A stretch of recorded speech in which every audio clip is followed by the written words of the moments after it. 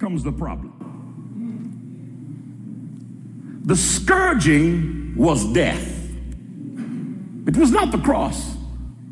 It was the scourging. The fact is that this was accomplished by people who were known as lictors. They would have something that had a handle and unequal lengths of leather, sometimes twined or braided, sometimes just simply hanging on their own. In the ends of some of those leather lengths were iron balls to give weight to that scourge. Then there were broken teeth of sheep in other lengths, so that when the iron balls gave weight, the teeth would cut into the skin. They would hang the person who was about to be scourged, tie him at the top of a long wooden distance, and strip him of all of his clothes. Then either one or two lictors would take turns making an inverted V on his back. So one would come down this way on this side of his back going down. The other would come down this way on the other side of his back going down. They would start at the nape of the neck and come all the way past the buttocks, cutting open the skin with the scourge. They were supposed to only do it 39 times, but even the Bible says that they would go further than this because they wanted the life of this man who claimed so much power, claimed to be the Son of God. So on the second time that they came by, these terrible leather lengths went underneath the skin that had been cut. And they started going into the skeletal muscles.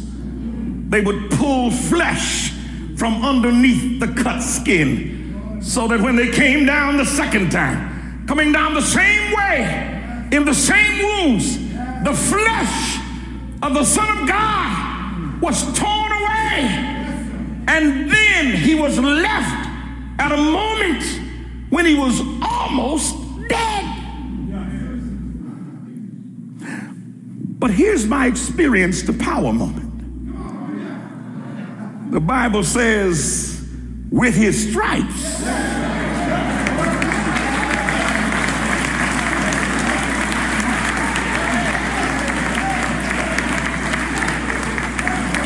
oh, how I love Jesus, for he stood there and let him do it, because he knew every time they hit him, there was a fountain filled with blood being filled up, a reservoir of healing power, so that no matter how deep my sin may be, every time they put a scar on his back, they gave more power to save me from my sin. With his stripes, I am healed. I'm sorry that they beat my Jesus like that, but I'm glad I am healed by the stripes they put on his back. Every time the devil says that I can't make it, I point back to the stripes.